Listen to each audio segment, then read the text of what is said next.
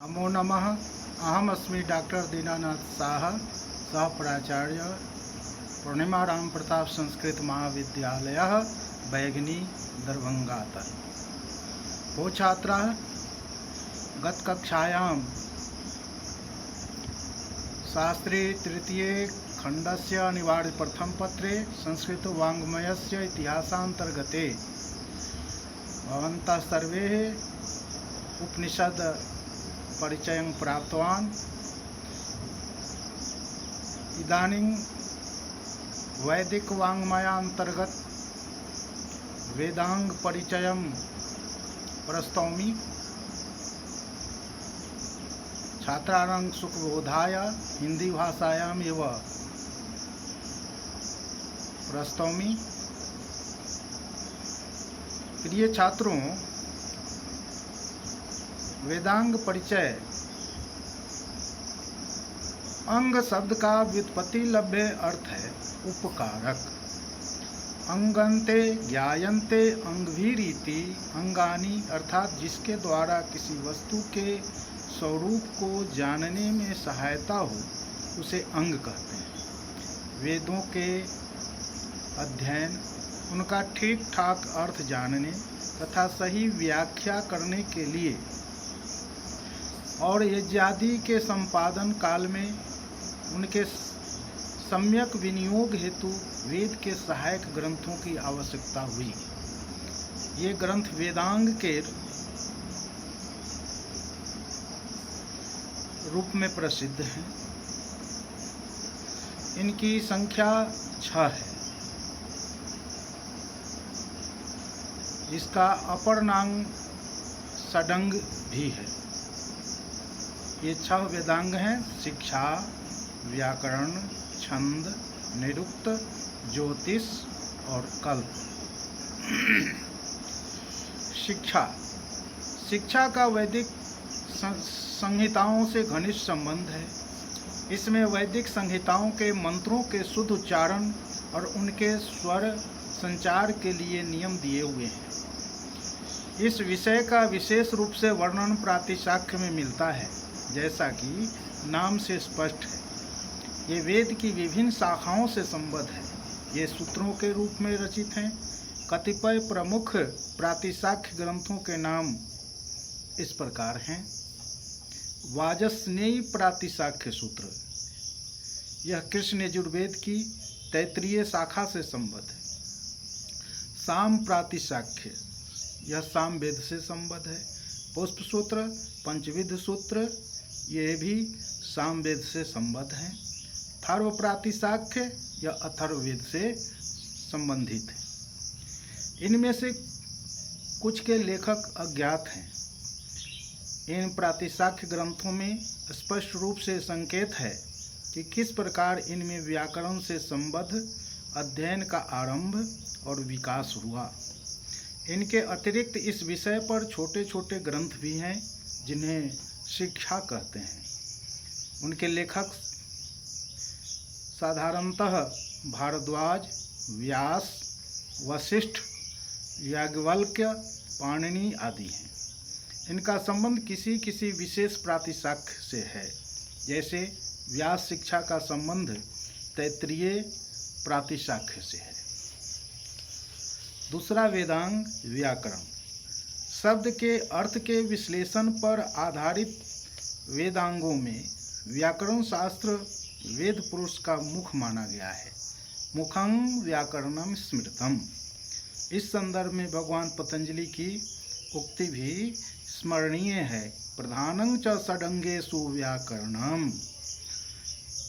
वेदों के शब्दों के ठीक अर्थ न ज्ञात होने पर न उनका ठीक अध्ययन हो सकता है, न अर्थ की प्रतीति। व्याकरण के अध्ययन का प्रारंभ प्रातिशाख्य ग्रंथों से होता है। तीसरा वेदांग है छंद। छंद का संबंध वृत्त से है। छंद के ज्ञान के अभाव में वेद मंत्रों का ठीक ठीक उच्चारण नहीं हो पाता।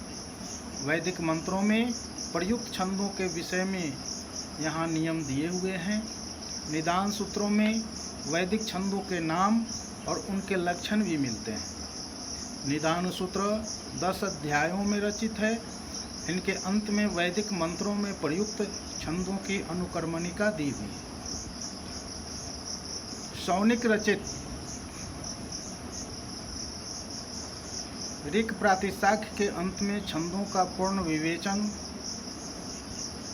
उपलब्ध है।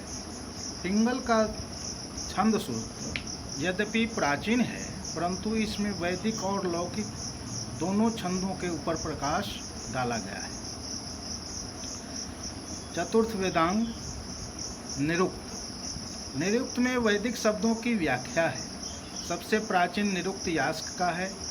इनका समय 400 ईस्वी पूर्व माना जाता है। यास्क ने अपने पूर्ववर्ती 17 निरुक्तकारों का उल्लेख किया है, परंतु दुर्भाग्यवश उनकी रचनाएं अनुपलब्ध हैं।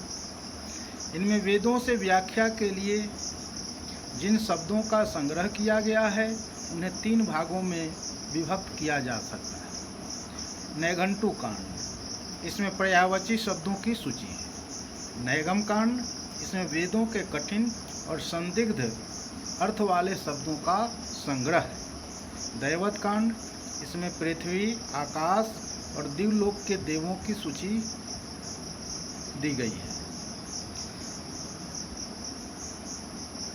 महर्षि यास्क को अपने पूर्व विद्यमान वैदिक शब्दों की सूची उपलब्ध हुई थी, जो निघंटु के नाम से प्रसिद्ध है।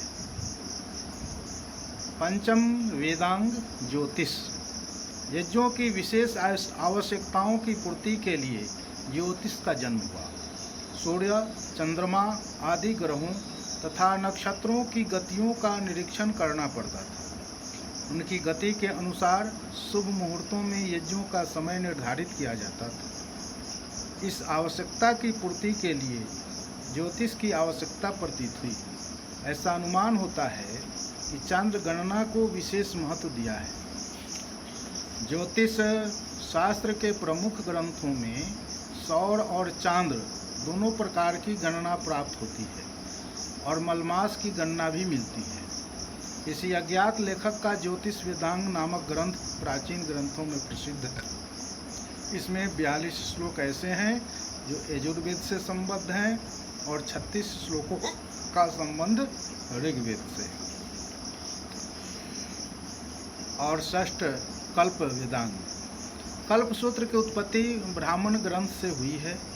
इस विषय से संबद्ध ग्रंथ सूत्र रूप में पाए जाते हैं। उन सूत्रों का अर्थ भाष्यों या व्याख्याओं द्वारा ही समझा जाता है। ब्राह्मण ग्रंथों में जो लंबे लंबे और क्लिष्ट विवरण दिए गए हैं, वे यज्ञों के समय पूर्ण रूप से स्मृत नहीं रह सकते थे। अतः सुविधा के लिए सूत्र पद्धति को अपनाया गया। इस विषय को स्थूल रूप से 4 भागों में बांटा गया है। श्रौत सूत्र। प्रथम श्रौत सूत्र। श्रौत सूत्रों में दक्षिण, आहरणीय और गार्हपत्य इन 3 अग्नियों की पौर्ण, दर्श पौर्णमास, सोम आदि यज्ञों के संपादन का वर्णन उपलब्ध होता है। द्वितीय गृह सूत्र। गृह सूत्रों में गर्भाधान से लेकर अंत्येष्टि तक समस्त 16 संस्कारों का वर्णन किया गया है। समाज में प्रचलित प्रथाओं का भी वर्णन है।